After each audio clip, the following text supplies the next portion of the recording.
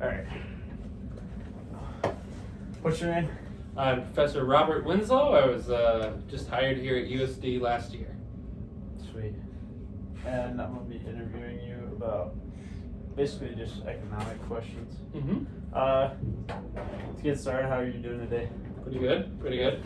Yeah, we in Micro we did a little simulation thing. So people were pretending to buy and sell stuff. Yeah, that was fun. It was a lot of That was fun. fun. I'm glad it seemed to go well. I wasn't sure how it would go, but I thought it was fun. It was pretty useful. well, the important thing is if it sharpened your intuition about like how price floors and ceilings and stuff affect markets, but Yeah. it was fun too. Yeah. Yeah. Okay. What got you interested in working with economics? So my undergraduate degree was actually in mathematics. It was basically a minor in computer engineering, but I took some economics classes as electives, and it was a place where I could apply my math skills and my also programming skills to some extent. To a lot of very interesting questions, right? Economics is very, very broad, and sometimes, it's fun to think about, purely theoretical math stuff disconnected from any application, but more often it's interesting to think about things because they relate to some real world problem. Yeah. Right? And so when I, went about applying to grad school, I figured, well, economics, Yeah. right? Mm-hmm. Takes my skills, really interesting, and seemed to work out in the end. Yeah. Do you enjoy it? Yeah, Yeah. I think I do. Sweet. Speaking of real problems with economics, Mm-hmm. I have a big question on how do you think artificial intelligence will affect will it have any impact on work? Yeah, so And- that's a great question and a really big one too. Mm-hmm. So, in theory, the effects of that are going to be ambiguous. Like you look at any other technological innovation throughout history, Mm-hmm. there's been times when having a particular kind of, productivity enhancement tool, technology, Mm-hmm. resulted in more people being hired to do something, and there's times when it's resulted in less, Yeah. right? Yeah.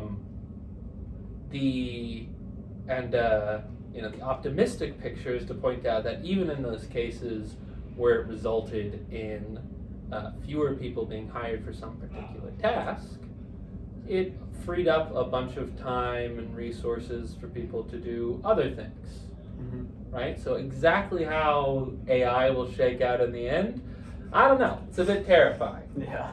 There's reasons to be terrified, but there's also reasons to be optimistic just looking at the effects of previous technological changes. Mm-hmm. Even if you look at a game-changing technology that reduced employment in certain areas, the spreadsheet Mm-hmm.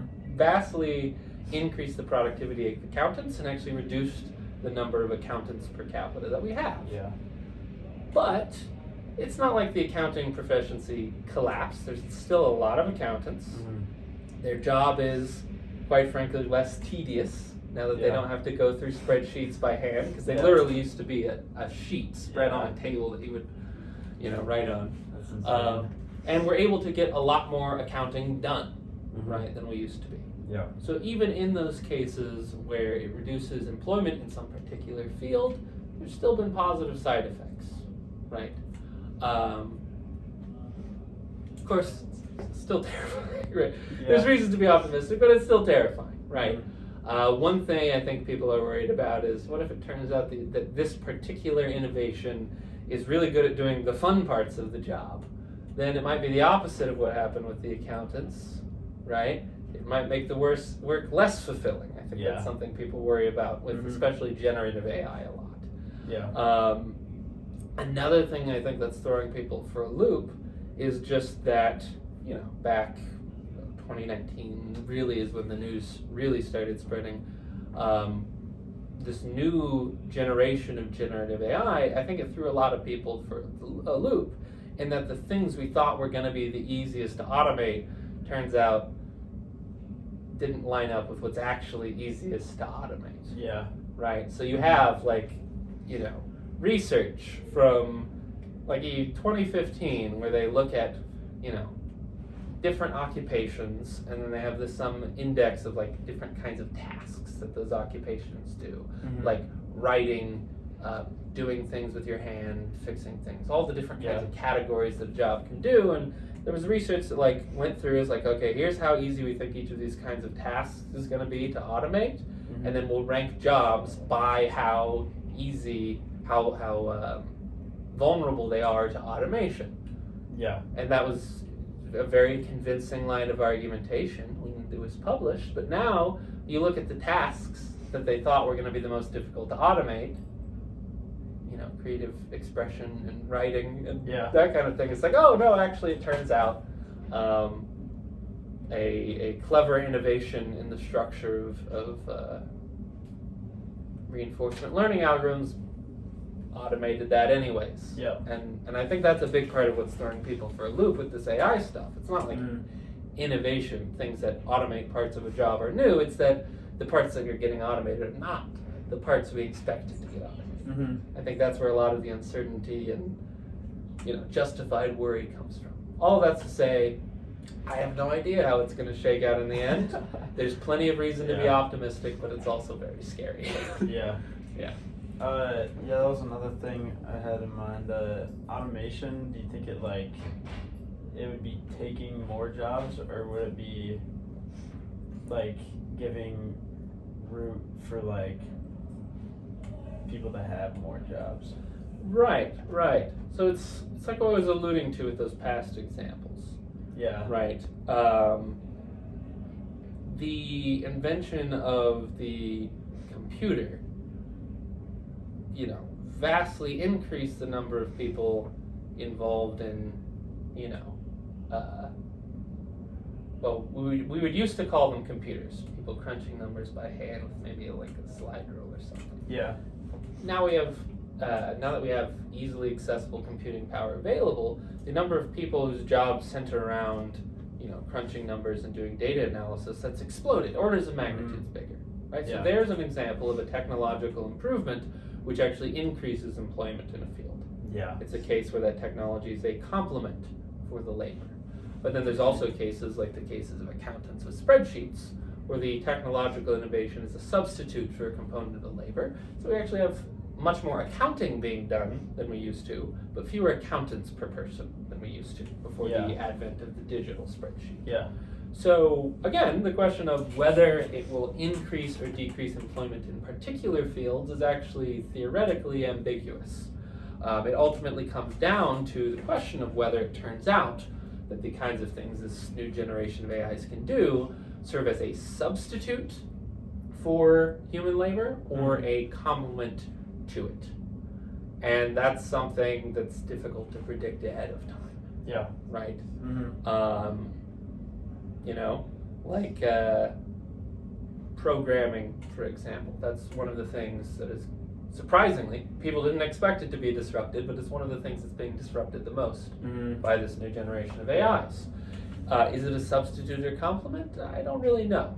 There's an argument that a lot of low-level boilerplate code can now probably be done off the shelf by the latest generation of models. Yeah. There's a case where certain jobs can now just be basically automated away. Mm-hmm. On the other hand, making it much easier to code makes coders much more productive. So there may be some applications where it now makes more sense to, do things involving software engineering. Again, it's difficult to say how it'll shake out. Yeah. And when we look at the aggregate, even if a particular technology acts as a substitute for a particular kind of labor, sort of the saving grace, the reason to be optimistic is that in the long run, short run's going to be painful if it acts as more of a substitute than a complement. Yeah. But in the long run, those resources can be freed up to do other things, right? Yeah. There's this idea in economics that we shouldn't think of the labor market as there just being a lump of jobs that need to get done. Rather, there's people have desires which exceed the productive capacity of the economy, and so when we get more productive, in the long run, if you can reallocate those resources, then we can invent new jobs that just weren't possible before. Yeah. More things can get done. Yeah. That's the optimistic picture. Gotcha. Yeah. Is there anything we could do to deal with like the displaced workers? Yeah, so that's difficult. So the typical story for displaced workers is to try to have job training programs, right? Mm-hmm. And traditionally, the story with a displaced worker is that they're a relatively low-skill profession, and then you try to train them to do something else. Yeah. The difficult bit with this new round of technology, one of the difficult bits, I've already listed at least 3, Yeah. is that a lot of the workers who are finding that maybe the technology is a substitute for their labor are already very highly skilled and very highly educated. Mm-hmm. Right? If a guy, works in a mine in his 20s and then tries to retrain to do something more technical in his 30s, it's not too big deal. But if a guy spends his entire 20s, getting, a master's in computer science or something, Mm-hmm. and then works for 10 years and in his 40s, it's like, really? Gonna retrain in what? Mining? It's more difficult, right? Yeah. It's a more difficult question. Yeah. I think the answer is basically the same at a first approximation. Is like, in the long run, that's what has to happen when the technology changes. You want to reallocate your resources to make use of it. Mm-hmm. Just, I think, in part because technology is changing in a way that people didn't expect even 10 years ago. The changes are also harder to figure out what we should do, right? Yeah. Yeah. So, I don't know, a displaced software engineer, what kind of job it would make sense for them to substitute into. But, Yeah. yeah. Okay. Speaking of like all this technology and like everything seems to be like moving online. Mm-hmm. With the like advancements of like remote work Mm-hmm. with all this technology, how has that like affected employment opportunities? Yeah, so that's sort of a hot field in economics research that my advisor highly suggested I focus on, but I couldn't figure out any research questions, so Yeah. I kind of missed the boat on that hot bucket. But the state of the field is that it's complicated. So there's a lot of circumstances where remote work can vastly increase productivity for a couple reasons. One, it vastly expands your pool of potential hirees, right? You don't have to hire from a particular area. You can hire from anywhere in the country. Yep. And that, in some cases, can get you a much better match for a particular job and much better productivity. It's also better for the workers if they have a strong location preference, right? And so Yeah. there will be some extra surplus generated that's split between the firm and the workers. But then it also has a lot of secondary consequences. For example, when you work from home, you need a home office, you need space to work. Yeah. That increases the demand for housing. That's one of the factors that's driven up housing prices over the past few years, is the spread of remote work. Mm-hmm. Especially in like very remote areas. Like there's some cities in like Wyoming where people are complaining like the housing prices are spiking up like crazy. That's because before the only people who could live there were like ranchers. Yeah. Now it's ranchers plus anybody with a remote job. Wow. And if it's a really nice place to live, now the demand is tripled and Yeah. causes a lot of weird things in the housing market. Another thing to consider when it comes to remote work is that one of the things that we've seemed to have found is that while there are some circumstances where remote work vastly generates the surplus that's available to split between firm and worker, it's not suitable to all occupations. Mm-hmm. The research I've read suggests that while many workers get improved productivity from remote work, managers in particular, it's actually much more difficult to manage a team Yeah. remotely. Yeah. And so their productivity falls. And so if you have a company where it has a sort of multiple layers of management, Mhm. big complex projects that need lots of management and micromanagement, the decreased efficiency in those management layers can sort of overwhelm the sort of increased efficiency you get from being able to hire more broadly and, all that good stuff. Yeah. So it seems to depend on its company. At the same time, there's probably a lot of companies that have discovered that it made them able to operate a lot better. Yeah. Right. Mhm. So I think it's going to stick around to some extent, but I think what we've seen is while some companies are returning to work, others are, going to stick with remote for at least some positions. Yeah. Yeah. Gotcha. Do you have an opinion on the shift from in-person to remote work? Well, I'll say just personally, during the lockdown, I was teaching remotely, and I hated it. Yeah. I wasn't a fan of it. I think the main advantage, I think anything actually related to the work task itself is a bit harder to do via video call than just walking up to somebody and talking to them. Yeah. Sure. I think the main advantage both to the firms and to the employees from remote work comes down to the decoupling of the work location and the living location of the worker. Yeah. Both because the firm can hire more broadly and because the worker can live where they want to work. Yeah. Right. I think that's where most of the benefit comes from. And sometimes that's very often I should say, that's enough to compensate for the fact that the actual, anything involving talking to another person is going to be worse. Yeah. Right. Do you think this shift is good or bad? So I think sort of there's a general attitude that economists have where if you expand the set of possibilities, there will be pain in the short run as people experiment and make mistakes and things settle down. But in the long run, I think economists tend to be optimistic that an expansion in the set of possibilities will, at least on average, make things better. Yeah. Right, as people can switch to things that make more sense. Not better for everybody. That rancher living in Wyoming is now not going to be too happy about local housing prices. Yeah. But on average, we think that expansions of what's possible, say via improved video conferencing software, or even going back to the original question, generative AI, will in the long run shake out to higher overall standards of living. Gotcha. So with this UN goal, number 8, decent work and economic growth, what do you think smaller countries around the world could do to start working towards this goal?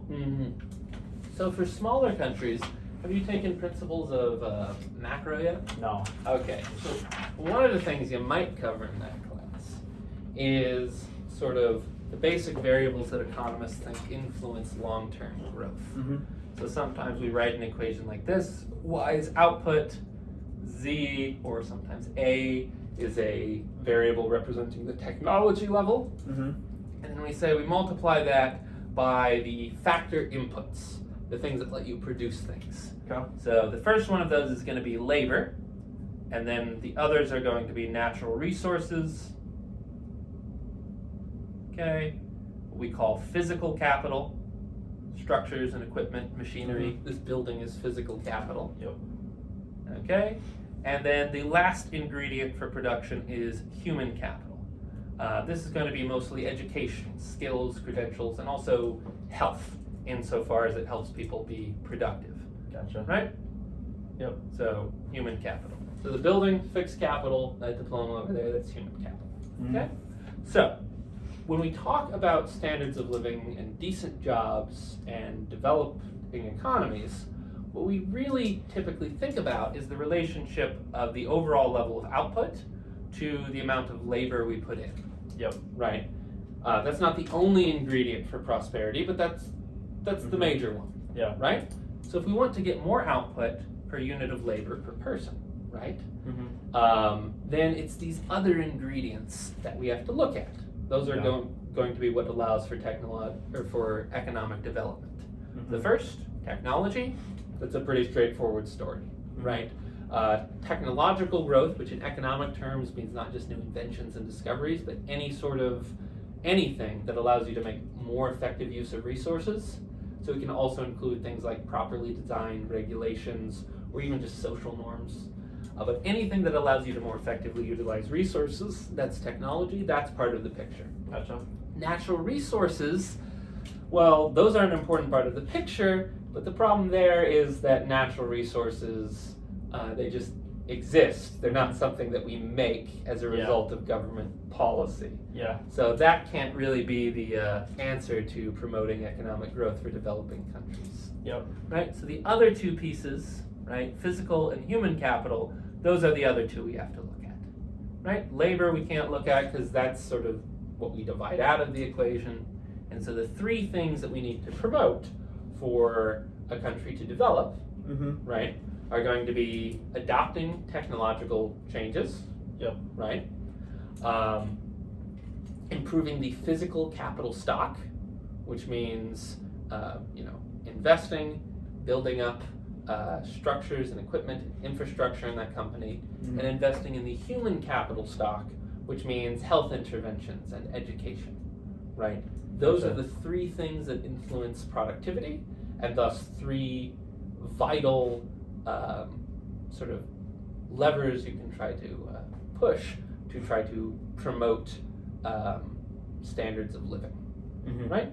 Because one way or another, if people's standards of living, it's not the only thing, but one big thing is the resources that people have available to them. To have those resources, you need to make them. To make them, you need to spread technological innovation, build infrastructure and structures and equipment, and make sure people are educated and healthy. That's the basic story of economic development. Gotcha. Yeah. Could any of these smaller developing countries do this on their own, or do you think they'd need help from other countries? So yeah, there's something we actually just covered in my intermediate course called the Solo Growth Model, and one of the predictions it makes is that a small country can actually has the same economic potential as another country could actually grow very, very quickly. Yeah. Right. This model that we talked about in this class was sort of put together to try to explain some observations where after these major world wars, there were countries which were devastated. Their economies were temporarily very small. Yeah. Really, really bad. Yeah. Probably compared to a developing country today. But they were able to grow really quickly. Right? And the story there is if sort of the economic circumstances in our country are such that its sort of long run economic potential is the same as a more developed country, and it's just the level of physical capital that's holding them back, then those smaller countries actually have the ability to accumulate physical capital at a faster rate. And the reason for that is because with physical capital, it breaks down. The more buildings and infrastructure you have, the more you have to spend on maintaining it. Yeah. So if a country is undeveloped or less developed simply because of a lack of physical capital, then there is a possibility, sort of a nice feedback loop where they're able to catch up. But if it's human capital holding them back, then the story's trickier, right? Because with physical capital, there's negative feedback cycles where the more you have, the harder it is to maintain. Whereas with human capital, health and education, well, education helps you educate other people. Yeah. Right? That's kind of the basic idea of a university. So there's positive feedback loops, and that means it might be difficult to sort of get that economic development sustained, right? Yeah. So from there, we can argue for international interventions to try to promote, health. Like deworming initiatives have a surprisingly big effect on long-term, income for kids, right? Because it allows them to go to school if they're not sick as a kid, build up human capital and work. Yeah. Or not just educating people, but educating the educators that can educate people locally. That could kickstart a virtuous feedback loop.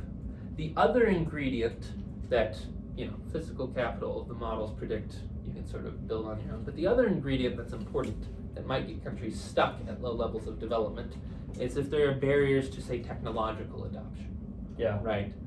So spreading technological innovations. And again, in economics terms, it's not just gizmos and gadgets, it's anything that promotes more effective use of resources. Yep. So things we would think of as technology, but also like sound governance. Promoting those kinds of economic technologies may be the other important ingredient. And from there you get interventions from organizations like the World Bank and IMF, which do things like give countries loans, but they also, as part of their mission as a branch of the United Nations, try to promote sound economic policy in developing nations, to try to both allow for the adoption of legislative technology, better effective use of resources, and also to allow for local innovation and adoption of technologies. Yeah. So both health and education interventions and policy and technological interventions are probably part of the story for promoting technological growth. The original question was, can countries get out of it themselves? Well, there's a lot of stories where once you sort of have better institutions, which will show up as technology, and once you have that education, there's a lot of global success stories where countries, there's like 4 examples in East Asia alone, are able to have a period of rapid growth, right? Once you make sure there's this virtuous possibility of educators educating people, and sort of sound institutions and the ability for technology to percolate through society, then once you amp up that economic potential, then yeah, countries can sort of grow very quickly and come out of it. Whereas if those barriers are in place, then there's probably more of a need for the international community to help out. Gotcha. Oh. So you said like with the wars, like that had obviously like big effects on some countries. Oh yeah. So would that like affect any of like these factors? Yeah. The So, I mean, wars kill a lot of people, so that's the first input. But we usually think of prosperity in per person terms, so that sort of cancels out on both sides. Yeah. The main way you can think of as a war or a major natural disaster like a tsunami is as a destruction of large amounts of physical capital. Yeah. And then sometimes there's some human capital problems there if the schools get blown up. But it's mostly the infrastructure, the buildings and equipment that gets destroyed during the war. Gotcha. Right. And one of the surprising things we saw in the 21st century is, whereas it seems like there are barriers to technology adoption or like persistent lack of education, it seems like that's difficult for countries to get out of those kinds of jams. One of the things we saw in the 20th century, probably continue to see in the 21st century, is that if it's the physical capital that's lacking in a country, major natural disaster or war destroys a lot of infrastructure and buildings and all this stuff, countries have a surprising ability to bounce back from that kind of destruction. Yeah. Which is a fairly optimistic story. And a consequence of that is that if 2 economies both have similar education and technology levels, then even if one of them starts poorer, the prediction of the models is that they'll become more similar over time. And for a lot of developed nations over the 20th and 21st century, that's what we saw. Most countries have become more similar over time.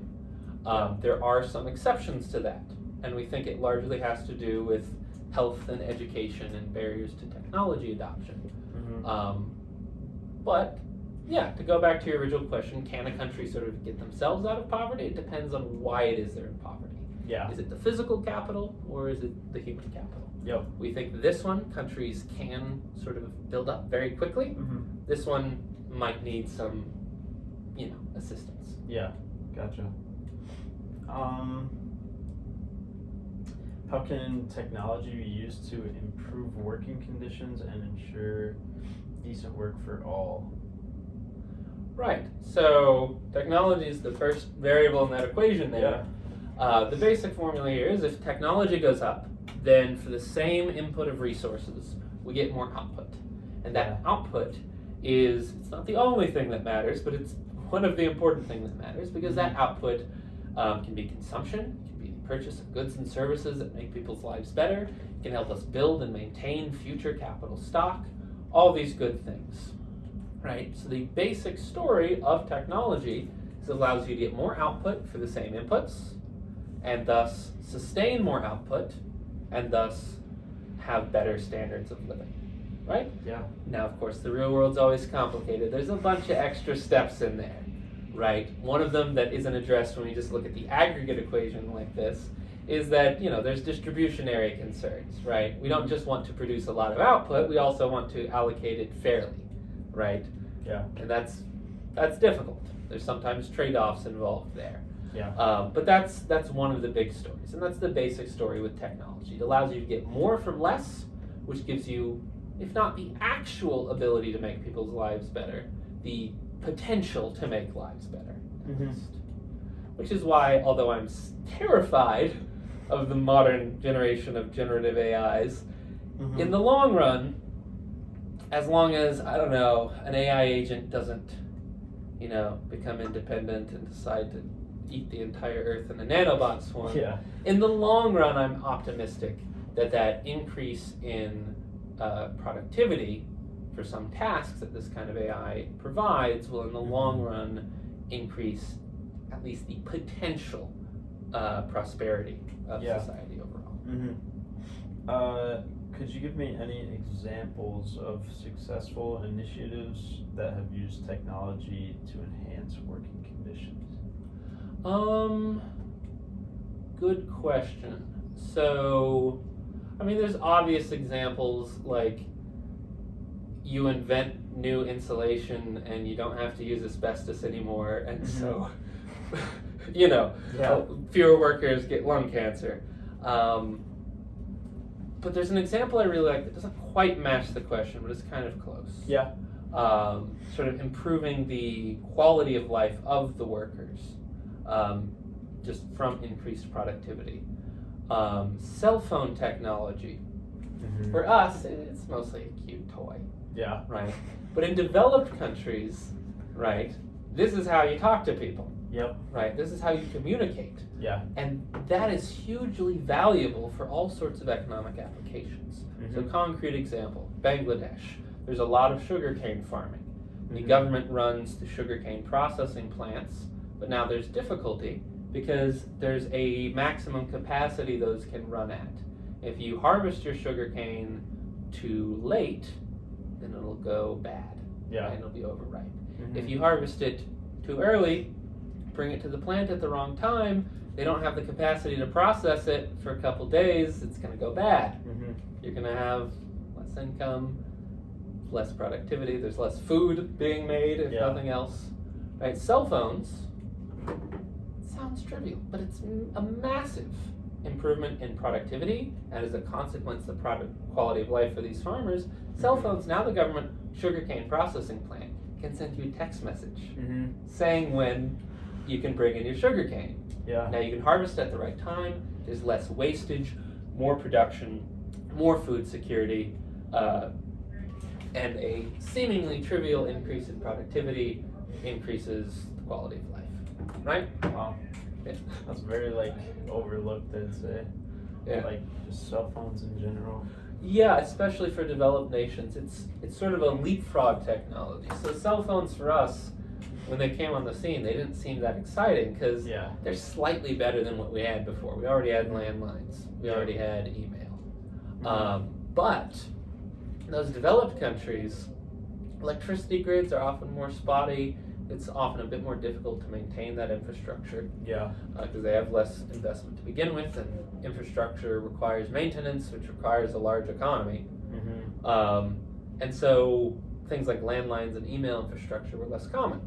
Cell phones are called a leapfrog technology, because as long as you can maintain the towers, and as long as people have little solar panels to charge their phones, now you can get all those benefits that other countries are already getting from email and landline telephones, and you get it all at once. And so it's a massive sort of leapfrog in technology.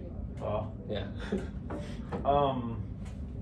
is this global goal realistically achievable? I think so. Yeah. Yeah. So obviously, global poverty is still a massive issue. It's Yeah. it's a big problem. It's the biggest problem. Yeah. But I'm optimistic, right? It takes a lot of work. It takes a lot of improvement in policies, technology, education, all sorts of stuff. Yeah. But I'm optimistic because we have made a lot of progress over the past century, right? The percent of the world that's subject to extreme poverty, which means they have access to few enough resources that like literal survival is a challenge. Yeah. That's gone down. For a while the number was going up because the population was growing, but now they're both going down. And for a long time the percentage of the share of the world population in global poverty, extreme poverty, has gone down, right? And there are many very striking success stories. Like China, for example, has been massively lifted out of poverty. That's maybe the best thing that's ever happened in the history of the world. There's a lot of work still to be done, but there's a lot of success stories that we've had over the past century, and I think there's a lot of reason to be optimistic about the future as well. Yeah. If possible, how long do you think it would take? Oh, good question. That's not something that I've looked into, and it's really difficult to measure. Like, I think if you could wave a magic wand and move all the barriers to technology adoption, and get all these countries that are having difficulty develop, remove barriers to technology adoption, remove corruption, which is sort of one thing that we call as lower technology, put in place sound institutions, they all start listening to the IMF, you somehow magically transplant the education to have sort of a self-sustaining education system. If you could get all those prerequisites out of the way, then I think probably it would be a matter of 30 years or less to really sort of eradicate global poverty. But those are really difficult. Yeah. Those are really difficult barriers. Just make sure everywhere has a sound, stable, uncorrupt government and adopts technology and has an educated population. Yeah. Those are difficult asks. Yeah, they are. Right. Again, it's a difficult task. A lot of work for the world ahead, but I'm optimistic about the possibilities. Yeah. Sweet. Yeah. Do you mind if I show this to the... Oh, yeah. Just hold it up to the camera. Take the paper if you want. Sweet. Thank you. It's also, when you take macro, it'll be in your textbook somewhere. Sweet. Yeah. That'll be like... I think I'm going to do it over this summer online. Okay, summer class might have to cut some stuff, so you might not see it, but it'll be there in the textbook somewhere. Sweet. If nothing else. Yeah. Well, I appreciate Yeah. the time. I hope you found that valuable. Yeah, And very. good luck on your assignment. Thank you.